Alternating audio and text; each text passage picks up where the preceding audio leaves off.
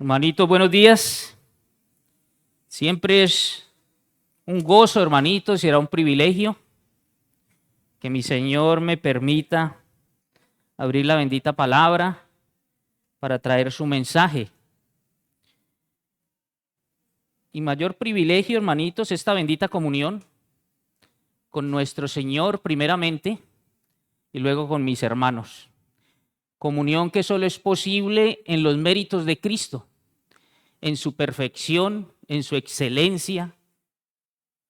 Solo por ello, hermanitos, es entendible que podamos estar en su presencia sin ser consumidos. Bueno, cordial saludo para todos mis hermanos de parte de la congregación en Cali. Por allá siempre ustedes son bienvenidos. Y muchos saludos, y lo recuerdan mucho a nuestros hermanitos, a los hermanos que regularmente van por allí. Entonces esperamos a todos los hermanos allí en Cali. Vamos, hermanitos, precisamente a hablar respecto a la comunión. La comunión como señal de salvación. Y les invito a abrir la bendita palabra en la primera epístola de Juan. Capítulo 1. Vamos a leer los primeros 4 versículos, mis hermanos. Lo que era desde el principio, lo que hemos oído, lo que hemos visto con nuestros ojos, lo que hemos contemplado y palparon nuestras manos tocante al verbo de vida, porque la vida fue manifestada y la hemos visto. Y testificamos y anunciamos la vida eterna, la cual estaba con el Padre y se nos manifestó. Lo que hemos visto y oído, eso os anunciamos, para que también vosotros tengáis comunión con nosotros. Y nuestra comunión verdaderamente es con el Padre y con el Hijo Jesucristo, con su Hijo Jesucristo. Estas cosas os escribimos para que vuestro gozo sea cumplido. Padre Santo, amadísimo Dios, solo tú eres Dios, mi Señor, Dios grande en misericordia, Padre, Dios amoroso, Padre bueno. Nos presentamos ante ti, mi Señor, en los méritos, en la perfección, en las excelencias de mi Señor Jesucristo, vestidos con su justicia, Padre, rogando la guía, la dirección de tu Santo Espíritu, que todo nuestro ser, Padre, esté cautivo en torno a tu palabra. Queremos, Señor, que escribas, Padre, esta palabra en nuestro corazón, porque queremos ser hacedores de tu palabra, que ella sea ese filtro, Señor, que esté como frontales en medio de nuestros ojos, para aplicarla todos los días, Padre Celestial, para caminar en obediencia. Oramos pues en el nombre poderoso de mi Señor Jesucristo. Amén. Bueno, hermanitos, esta epístola, como el evangelio que lleva su nombre, es escrita por el discípulo amado, por Juan. Escribe el evangelio de Juan, primera, segunda, tercera epístola de Juan y Apocalipsis. Y es, sin lugar a dudas, el autor que más hace énfasis en la diferencia entre hijo y criatura. Nadie define con mayor rigurosidad a los hijos de Dios que Juan. En el evangelio que lleva su nombre, en Juan 1, versículo del 11 a 13, dice la bendita palabra del Señor. 1:11, a lo suyo vino y los suyos no le recibieron, mas a todos los que le recibieron, a los que creen en su nombre, les dio potestad de ser hechos hijos de Dios, los cuales no son engendrados de sangre, ni de voluntad de carne, ni de voluntad de varón, sino de Dios. Entonces, miren ustedes cómo en forma clara Juan define los hijos, marca esa diferencia con las criaturas. Todos criaturas de Dios, pero hijos, ¿quiénes? Aquellos que le recibieron, aquellos que creen en su nombre. A lo suyo vino, pero no todos le recibieron. Los suyos no le recibieron. Los que participamos esta mañana en la cena, los que tenemos esa comunión estrecha con el Padre y con el Hijo, eso le hemos recibido.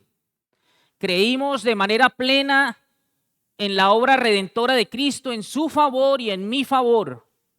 Los que le recibieron, Dios les dio la potestad de ser hechos hijos de Dios. Los que no le han recibido, los que no han creído en mi Señor Jesucristo como Señor y Salvador, son criaturas que tienen el ofrecimiento de salvación allí. Deben arrepentirse y levantar su mirada para verse representados por Cristo en la cruz. Y el recibirle, hermanitos, es recibirle en plenitud.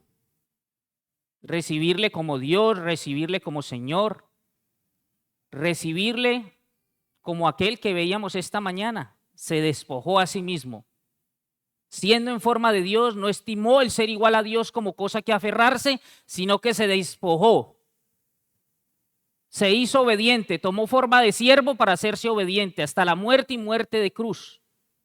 Y debemos recibirle en toda su plenitud, porque si usted solo lo recibe como Salvador, pero no como el Señor de todas las áreas de su vida, no. Muy posiblemente, muy seguramente, de acuerdo a lo que dice la palabra, usted no es hijo. Primero debes recibirlo como Señor. Es el Señor que direcciona toda área de mi vida. No es el Señor solo mientras estoy en la iglesia y entonces en mi vida laboral, yo estoy allí haciendo todo lo que hace el mundo. No es el Señor en mi vida laboral, pero yo soy luz en la calle y oscuridad en la casa. En mi familia no es el Señor. Yo me reservo un área de mi vida donde yo sigo siendo Señor. No, tienes que recibirlo en plenitud. Esos son los hijos.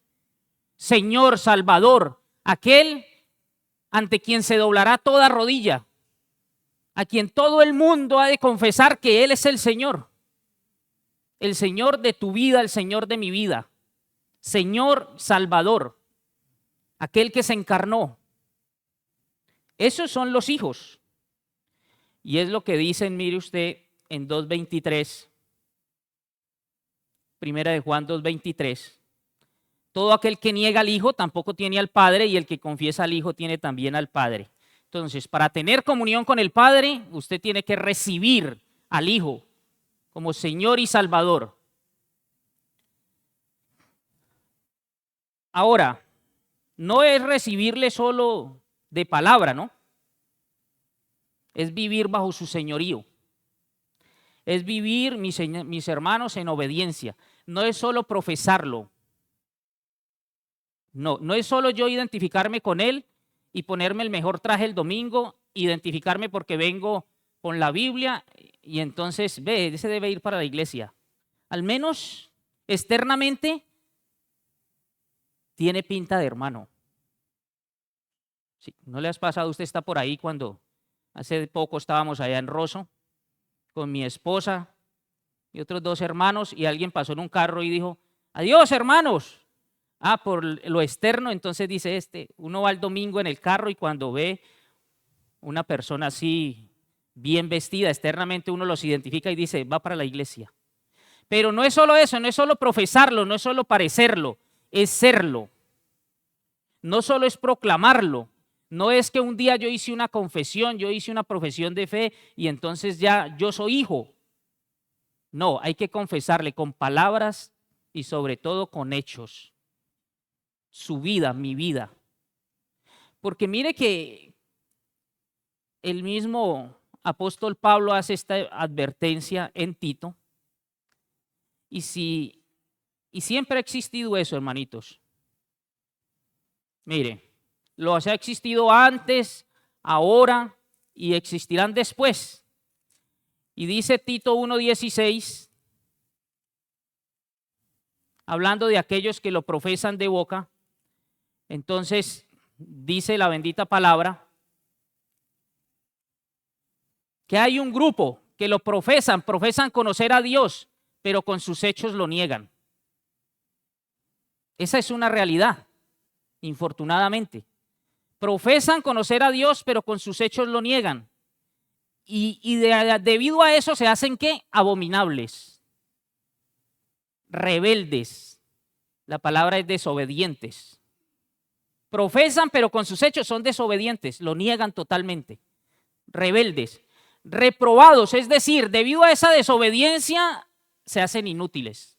Eso quiere decir allí reprobados, inútiles en cuanto a toda buena obra, porque solo lo profesan, pero vivencialmente usted no lo ve, no está viendo allí. El carácter de Cristo no está reflejado en aquel que se está identificando como hermano. Entonces, solo profesan. ¿Y qué los hace abominables, hermanitos, de acuerdo a ese texto? Yo no veo que diga, los hace abominables la inmoralidad sexual, que es uno de los pecados que nosotros en esa escala que hacemos, lo tenemos como en primer lugar. Hay pecados que nosotros como que, ese de murmurar no es tan grave, yo me lo permito. Ese es un desahogo familiar, ¿sí? Y me lo permito. Pero es que una inmoralidad sexual, eso sí. Y nosotros hacemos esa escala y empezamos a hacer esa escala de pecados. Y aquí no dice que sea abominable el adúltero, el fornicario. ¿Quién se hizo abominable aquí? Ese que profesa conocer, ese que se ha identificado, ese que dice ser, pero con sus hechos lo niega. Y eso abominable a mí me recuerda, hermanitos, y me conduce a Apocalipsis, cuando mi Señor, refiriéndose, enviándole ese mensaje a las iglesias, le dice a la iglesia en la Odisea, en el capítulo 3 de Apocalipsis, versículo 15, dice, yo conozco tus obras, que ni eres frío ni caliente. Ojalá fueses frío o caliente, pero ni frío ni caliente. Pero por cuanto eres tibio y no frío ni caliente, te vomitaré de mi boca.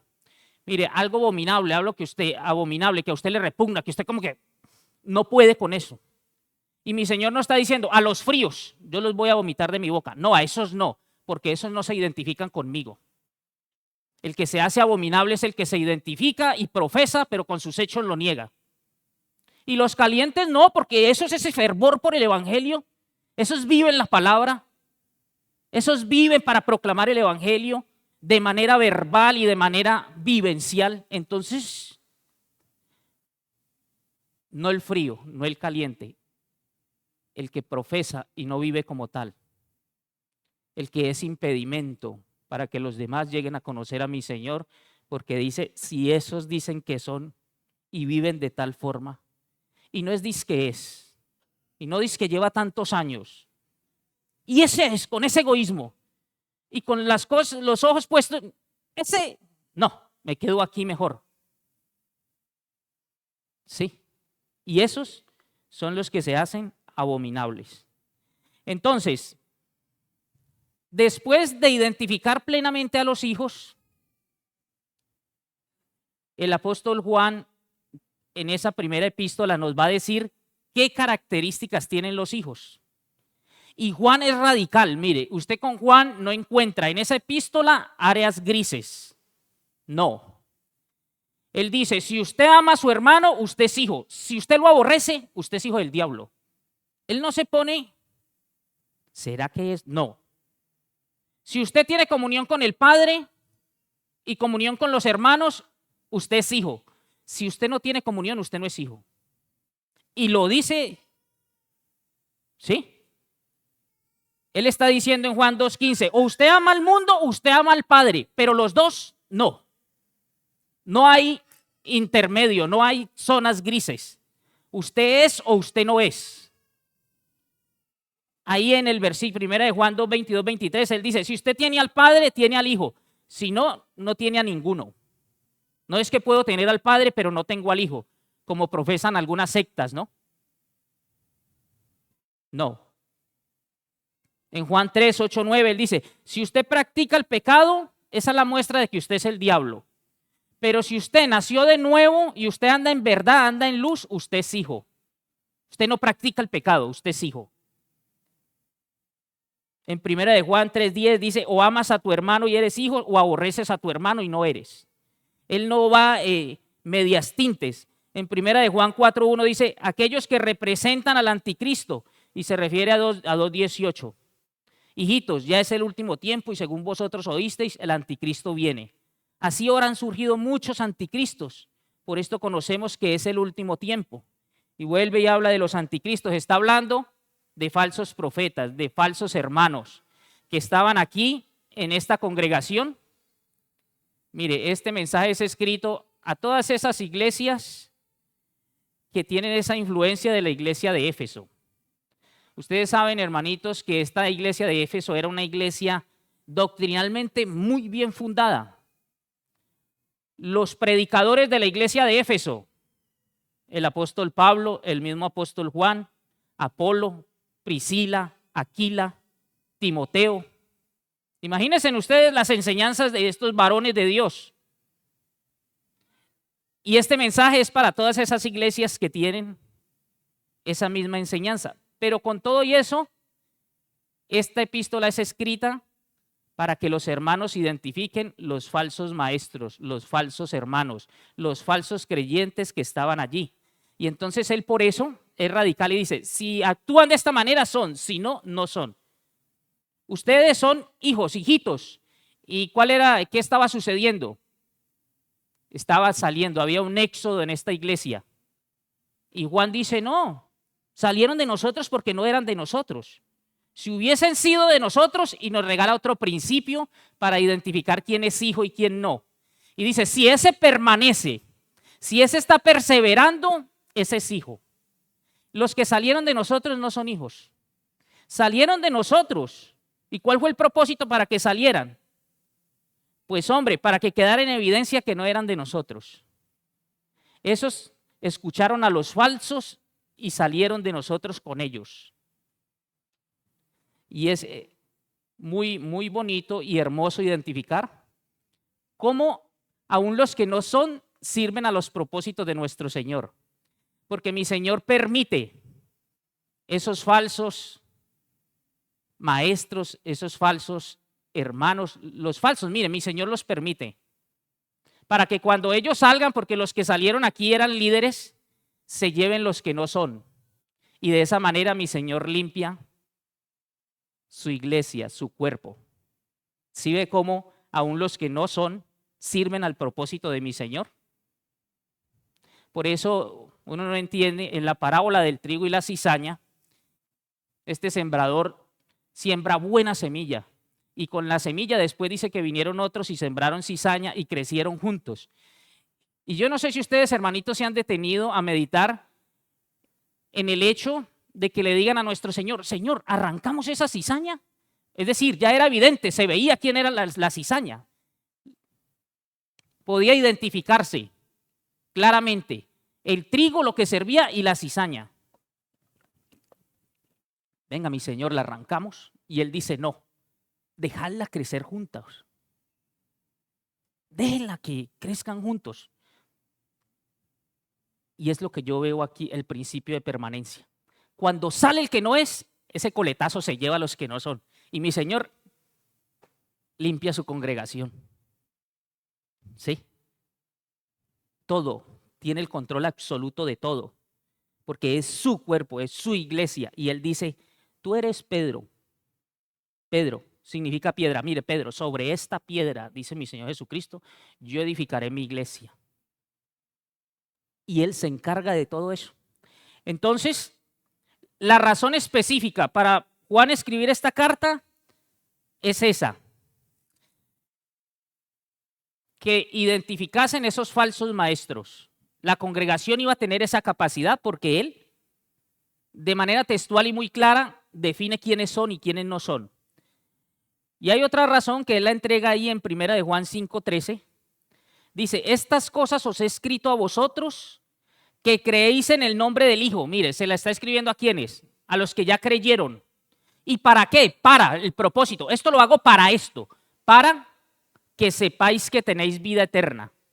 Ustedes, los que cumplen estas características que se van a desarrollar en esa primera epístola de Juan, usted que mantiene comunión con el Padre y eso se refleja en esa comunión con los hermanos y se goza de esta comunión hermanable, usted, mi hermano, que ama a su hermano y por eso se goza en este momento en que nosotros estamos juntos y uno no quisiera irse de aquí. Usted, hermanito, que anda en verdad, usted que anda en luz y que no hay tinieblas en usted. Usted que sabe que tiene que profesa la verdad asumiendo las consecuencias de ella misma y no se va acomodando. Entonces él dice, mire, para que usted cuando evidencie esas características sepa que tiene vida eterna. Para eso él escribe esta epístola. Y a mí me llamó mucho la atención porque dentro de la forma de escribir del apóstol Juan es lo mismo que hace en su evangelio. Él empieza a desarrollar su evangelio y dice, mire, en Juan 20:31 él dice, este evangelio yo lo voy a escribir con este propósito. Juan 20:31. Pero ¿estas qué? Todas estas cosas que mi Señor hizo a través de su Hijo, todas esas señales que hizo en presencia de sus discípulos, todas estas cosas se han escrito para que creáis que Jesús es el Cristo. Es decir, se escribieron para aquellos que aún no eran hijos, para aquellos que al escuchar la palabra de verdad, el evangelio de salvación y creer en Cristo, iban a alcanzar salvación. Entonces el evangelio lo escribe para inconversos, pero la primera carta, si ustedes notaron, está diciendo que la escribe para los que ya son hijos. La escribo para vosotros que creéis, ya han creído, en el nombre del Hijo de Dios. Entonces, con ese propósito, lo escribe. Y ya con eso en mente, hermanitos, vamos a empezar con ese versículo 1 de ese capítulo 1. Lo que era desde el principio, lo que hemos oído, lo que hemos visto con nuestros ojos, lo que hemos contemplado y palparon nuestras manos tocante al verbo de vida. ¿Sí? Mire, el apóstol Juan les está diciendo, yo no les vengo a traer una palabra diferente. Lo que les vengo a predicar es la misma palabra de siempre, siempre. Lo que ustedes han escuchado de los profetas, lo que siempre les hemos dicho, lo que se está predicando es la doctrina apostólica. Porque en estos tiempos y en ese tiempo, recuerde cuál es el contexto, falsos maestros en la iglesia. Y son muy dados, muchos hermanos quieren escuchar, pero palabras nuevas, que vengan y me digan que es que se vio en visiones, fue un sueño. ¿Sí?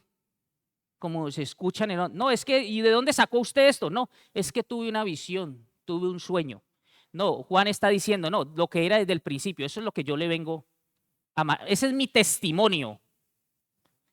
Y de hecho, más adelante va a decir, mire, los que permanecen, usted los conoce por esto. Juan 2, versículo 24. ¿Por qué nos es posible permanecer? Lo que habéis oído desde el principio permanezca en vosotros. Si lo que habéis oído desde el principio permanece en vosotros, también vosotros permaneceréis en el Hijo y en el Padre. Esos que salieron, esos que se fueron, escucharon palabra de hombres, invenciones humanas. Pero si ustedes permanecen en lo que se les ha enseñado desde el principio, en eso de que no hay justo ni aún uno, todos se desviaron, todos nos hicimos inútiles, no hay quien busque a Dios, no hay quien haga lo bueno, no hay ni siquiera uno. Mi Señor nos miró desde arriba y dijo, no hay ni uno. Por eso es que Dios mismo está en Cristo, vive en perfección, en excelencia, una vida perfecta, en santidad, siendo intentado en todo, jamás cometió pecado, pero la paga del pecado es muerte. Y entonces, ¿por qué murió? Por usted y por mí. Y dice, eso que usted ha escuchado desde el principio, atesórelo, no se desprenda de él para que usted permanezca. No se olvide, hermanito, de dónde lo sacó mi Señor, de lo más profundo del fango. No se olvide para que usted permanezca. Es lo que Juan está diciendo aquí. Y más adelante se va a acreditar como verdadero testigo. Mire, un testigo es el que declara sobre aspectos que de forma directa él conoce, que ha percibido a través de los órganos de los sentidos.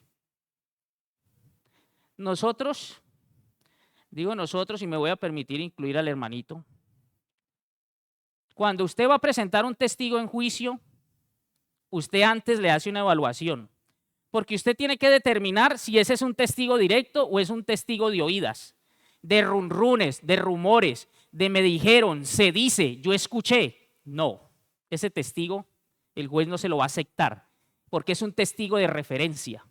Entonces ese testigo no sirve. El que sirve es el testigo directo. Y es lo que Juan está diciendo aquí. Mire, lo que yo les vengo a hablar, ahí hay unos falsos que están diciendo que Él no se encarnó, que no vino en carne. Que sí, Jesús nació de una virgen, pero solo en el momento del bautismo fue cuando vino el Espíritu de Jesucristo en Él. Y antes de la cruz volvió y lo abandonó. Eso estaban diciendo los gnósticos en este tiempo, que surgieron a finales de ese siglo I y se extendieron por allá hasta el 3 y 4. Entonces, por eso el apóstol les está escribiendo esto. Mire, yo no les vengo a decir a ustedes lo que yo oí. No, yo vengo a decirle a usted, es eso que yo, no son rumores, no son rumores, no es que yo soy testigo de referencia, yo soy un testigo directo, genuino. Yo mismo lo oí, yo mismo lo observé con estos ojos, con nuestros ojos. Yo lo he contemplado, no solo lo miré, sino que contemplar, hermanitos, requiere un análisis, requiere un ejercicio racional. Y yo lo pude contemplar, yo lo tuve en mi presencia. Y estas manos lo palparon a Él. Todos mis órganos de los sentidos estaban involucrados admirándole a Él, viéndole a Él. De eso es que yo les estoy hablando a ustedes. Todo lo tocante al verbo de vida. Todo lo tocante a aquel varón perfecto. De Él yo les vengo a hablar. Y manténganse en eso que ustedes han escuchado desde el principio. La vida fue manifestada y nosotros la hemos visto, caminamos con Él, entrábamos y salíamos con Él. Él nos instruyó durante 3 años de ministerio y nosotros lo vimos, lo oímos. Yo soy testigo de Cristo, ¿sí? Hermanitos, y a eso nos manda mi Señor. Usted y yo somos testigos directos. Si usted, mire, usted puede decir lo que Cristo, de manera directa, decir lo que Cristo ha hecho en su vida, lo que Él ha hecho en mi vida, lo que ha hecho en su familia, lo que ha hecho en mi familia. Usted es testigo directo y no tenemos excusa. Algunos hermanitos dicen, no, es que yo soy muy tímido.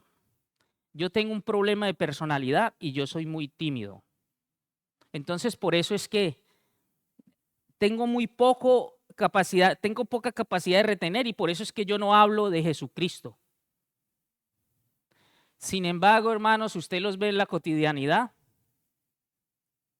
que no muestran esa misma timidez hablando de su trabajo. Hablando, hermanitos, de lo que fueron sus vacaciones. Hablando de lo que es el fútbol, de lo que es la política, de cómo está la economía, de qué es lo último en la moda, de cuál es el último filtro del celular. Y cuando usted ve a esos hermanos hablando de esos temas y haciéndolo con esa propiedad, usted y yo tenemos que deducir, tenemos que concluir que el problema no es de timidez ni de personalidad. Es que usted habla de lo que sabe, hermano. Y usted disfruta y se goza más allí, en esas cosas seculares, que en la palabra de mi Señor, que el estar en su presencia, que el estar en su secreto. Por eso no hablamos las cosas, no hablamos la palabra de Dios. Porque usted cómo va a hablar de lo que no conoce, hermano. Yo hablo con propiedad del tema que conozco. Pero si usted, hermanito, hoy desempolvó la palabra para venir a la iglesia, ¿usted qué va a hablar el martes o el miércoles? ¿A quién le va a hablar, hermano? Si no hacemos un devocional, si no estamos en el secreto con mi Señor, si no tenemos esa comunión estrecha con Él. Entonces, no es timidez, hermanito, no. Es que usted disfruta unas cosas y otras no las disfruta. Cuando usted se va de vacaciones, usted y habla y dónde estuvo y qué conoció y mira y esto y estuve aquí y le toma fotos hasta la comida y la sube. ¿Por qué no ocurre lo mismo? O cuando estamos en un retiro o cuando. ¿Por qué no salimos a hablar de la palabra del Señor? De lo que el Señor nos enseñó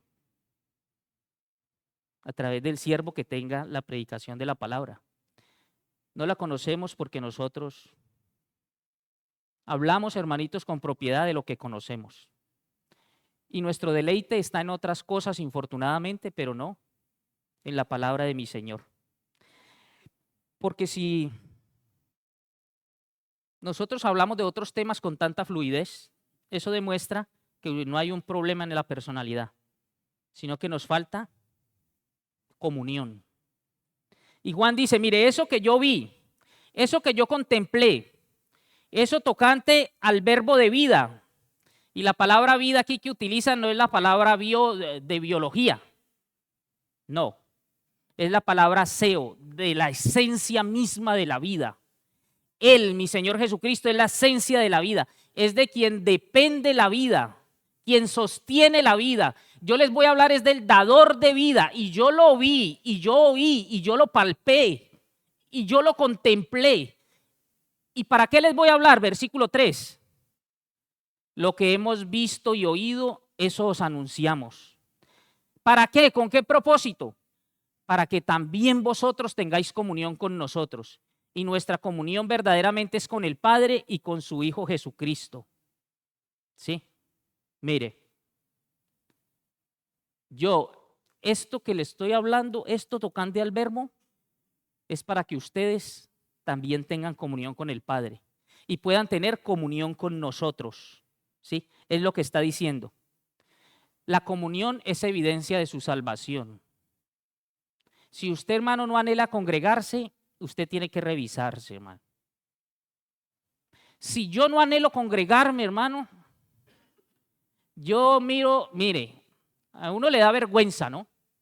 Yo tengo hermanos que están a 2 horas de la congregación en Cali, están en Dagua, y yo los veo ahí siempre.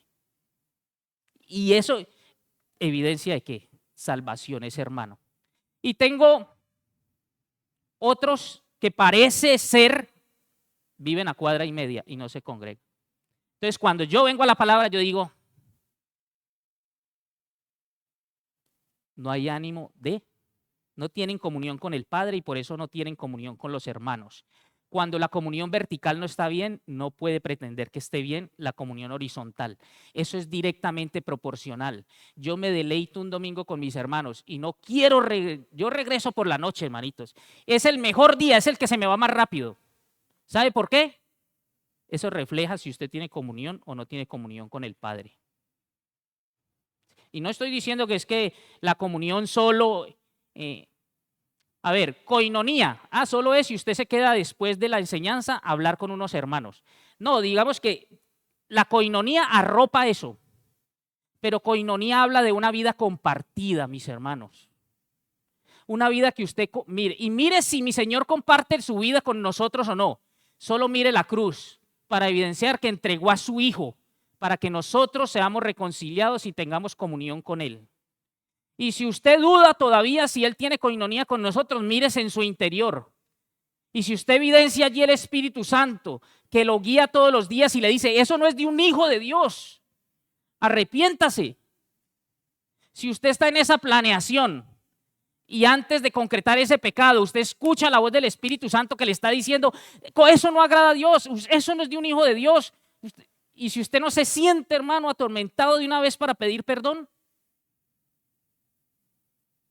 hay que revisarse respecto a su salvación. Entonces, si usted no tiene comunión vertical, usted no va a tener comunión horizontal. No puede tener comunión con el hermano si no tiene comunión con Dios.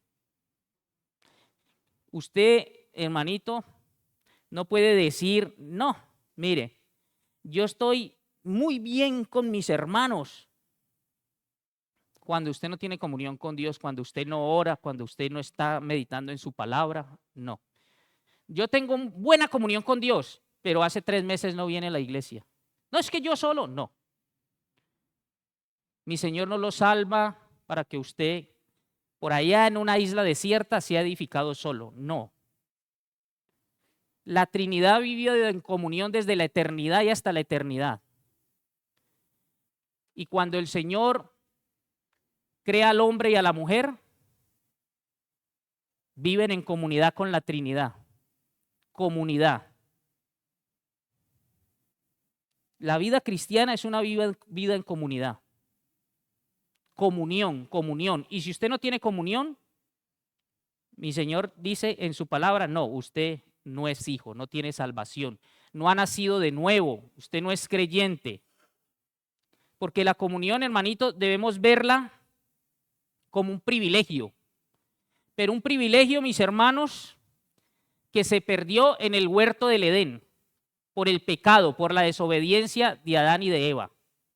Entonces, ese privilegio de compañía, ese privilegio de comunión se perdió.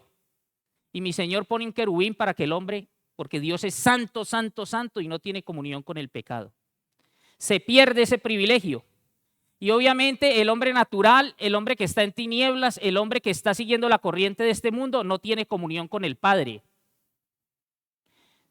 Cuando acepta a Cristo como Señor y Salvador, acepta que solo puede ser reconciliado con el Padre a través de Cristo, recupera ese privilegio.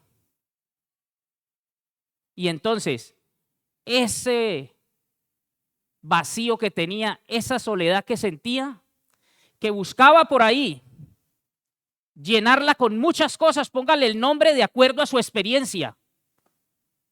¿Con qué usted llenaba ese vacío de soledad, de inseguridad, cuando usted no era? Póngale el nombre que usted quiera. Embriaguez, con el juego, con lo que fuese. Solo, hermanito, se llena cuando usted recobra este privilegio de tener comunión con el Padre a través de Cristo, porque es el único camino. Dios está en Cristo, reconciliando consigo al mundo. Entonces, es un privilegio perdido y que se recupera con el sacrificio de Cristo. ¿Sí? Ahora, usted recupera la compañía, pero el segundo privilegio que recupera, ¿cuál es? La comunión con los hermanos. Si yo no tengo comunión con Dios, no tengo comunión con los hermanos. Por eso es que Proverbios 16:7, mire lo que dice Proverbios 16:7. Cuando los caminos del hombre son agradables a Jehová, comunión con Dios, entonces, ¿qué sucede? ¿Cuál es la consecuencia? Aún a sus enemigos hace estar en paz con él. Comunión con el prójimo, porque tiene comunión vertical, repercute en comunión horizontal. No es divisible, una cosa te lleva a la otra, es consecuente. ¿Sí? Y nuestro mismo Señor Jesucristo definió la vida en términos de esas dos relaciones. Mire, si usted ama al Señor su Dios sobre todas las cosas, con toda su alma, con toda su mente, con todas sus fuerzas, con todo su ser, comunión vertical. Ahora, ame al prójimo como a sí mismo, comunión horizontal. Cumplió toda la ley, contra esas cosas no hay ley. Ya. Más de 600 mandamientos. No se preocupe por memorizarlos ni llenarse de palabras si usted no vive. Ame al Señor y ame al prójimo. Contra esas cosas no hay ley, dice la palabra. ¿Sí? Entonces, pero usted también recobra ¿qué? Propósito. Cuando usted se reconcilia con Dios a través de Cristo, entonces usted recupera ese sentido de compañía, recupera la comunión con Dios y con sus hermanos, pero también el sentido de propósito. Porque la obra yo la hago junto con mi hermano o en mi hermano. Y es lo que nosotros no hemos entendido. Y mi Señor dice, mire, este edificio crece siempre y cuando usted, que tiene el Espíritu Santo, porque es que usted oyó la palabra de verdad, el Evangelio de salvación, y usted creyó en él y fue sellado con el Espíritu Santo, y el Espíritu Santo viene con unos dones, y él está diciendo, este edificio crece, este edificio hecho de piedras vivas crece, si usted ese don lo ejercita con sus hermanos. El propósito es con mi hermano. Si usted tiene el don de exhortación y, uy, hermanito, por eso es tan importante congregarse, hermano. Hicimos hace poco unos bautizos en Costa Rica y entonces se demoró un poquito el bus y yo vi a un hermano que estaba ya como se estaba airando por la tardanza. Hermano, si yo no tengo comunión, ¿cómo evidencio que el hermano hay un aspecto, en este caso, la ira, ese temperamento débil que obviamente no permite ver a Cristo en el hermano. ¿Cómo yo evidencio eso? Porque yo estaba ahí compartiendo con el hermano. Entonces yo en amor le digo, uy, hermanito, mira que con esto, ese no es el carácter de Cristo. ¿Sí? Mire, hermanito. Uy, ojo, hermano, que usted hizo este comentario y la palabra dice, ninguna palabra corrompida. Y la palabra corrompida no es la de grueso calibre, es la que no edifica. Y usted con eso me desanimó al hermano. ¿Cómo yo me doy cuenta de eso? Comunión, hermanos. Si usted no viene por aquí en 2, 3 meses, hermano, usted, eso no existe. Usted perfeccionado solo, no. Los dones de todos nosotros puestos a disposición de la obra y este edificio crece. El hermanito lo dijo en esta mañana, somos un cuerpo. ¿Sí? Y cualquier cosita del cuerpo usted lo afecta. El dedo meñique, hermano, y no puedo caminar. Pero si es apenas el dedo meñique. ¿Sí? Porque comunión. Es el propósito. Mire, nuestro propósito no es que usted sea, mi Señor no le ha prometido, hermano, que usted va a ser feliz en esta esfera terrenal. No, Él no prometió eso. Él no prometió, hermanito, que a usted no se le va a morir un hijo de manera pronta. Él no prometió que usted va a morir primero que su esposa y no va a pasar por ese dolor. No. O viceversa. No. Él no prometió que usted no va a tener problemas, hermanito. Él prometió de manera clara, mire, primera de Juan 2, 25. Y esta es la promesa que Él nos hizo. ¿Cuál? La vida eterna. Y prometió que estaría con nosotros hasta el fin del mundo. ¿Sí? Esa es la promesa de mi Señor. Él no prometió, mire, Él no prometió, su propósito aquí como el mío no debe ser, ay, que yo sea feliz. Ay, es que yo me casé para ser feliz. No. Usted se casa, hermanito, ¿por qué? Porque los dos propenden por la santificación. Yo de mi esposa y mi esposa la mía. Por parecernos cada día más a Cristo. Entonces ella me dice, amor, debemos hablar más porque usted esto no me lo dijo. Sí, claro. No somos una sola carne, pues. Y yo no le digo a esta pierna, hoy usted se queda en Cali y yo vengo solo a Tuluá. No, eso no ocurre, hermanitos. ¿Sí? Entonces, el propósito, nuestra santificación. Cada día parecernos más a Cristo. Pero eso no es solo, eso es, hermanito, en comunidad. Comunión con el Padre que repercute en comunión con los hermanos. En comunión con los hermanos. Lo que pasa es que nosotros estamos desenfocados. ¿Y qué hace que nos desenfoquemos? Como se perdió esa comunión con Dios en el Edén, entonces el hombre empezó a vivir el aquí y el ahora. Pues como voy a tener vida temporal, yo vivo aquí y mantenemos con los afanes por cosas terrenales, cosas temporales y perdemos de vista que tenemos una ciudadanía celestial. Y usted paga un costo tremendo sin tener conciencia del costo que está pagando. Y usted por buscar una mejor calidad de vida, mejores condiciones, entonces uno se va por allá a trabajar, el otro se va para allá. Ay, mi hijo en la drogadicción, y diera todo lo que tiene por sacarlo de allí, porque se desenfocó. Creyó que aquí usted está que para ser feliz. No, hermano. Aquí es nuestra santificación. Nosotros, mi Señor puso eternidad en el corazón del ser humano. Por eso Eclesiastés 3:11 dice que Él todo lo hizo hermoso en su tiempo y ha puesto eternidad en el corazón de ellos. Sí, eternidad en el corazón de ellos. Entonces, hermanitos, la ausencia de comunión con Dios habla de la ausencia de salvación. Es indiscutible. La ausencia de comunión con los hermanos, igual. El que no ama a su hermano no ha nacido de nuevo. Lo dice el apóstol Juan. En 1 de Juan 4:20. Si alguno dice yo amo a Dios y aborrece a su hermano, usted es un mentiroso, hermano. ¿Sí? Dios está diciendo el apóstol Juan, usted no se meta mentiras usted mismo. Sí,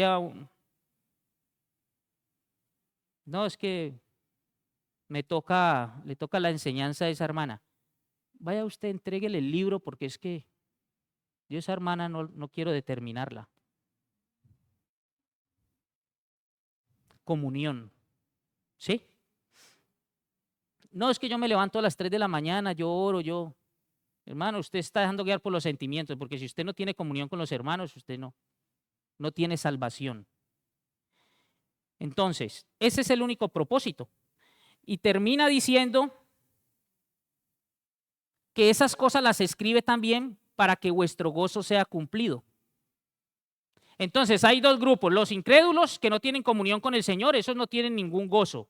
Andan siguiendo la corriente de este mundo, están muertos en delitos y pecados, ellos no conocen la verdad y creen que esta es lo único que tienen, esta esfera terrenal, y por eso dicen, aquí todo comamos y bebamos.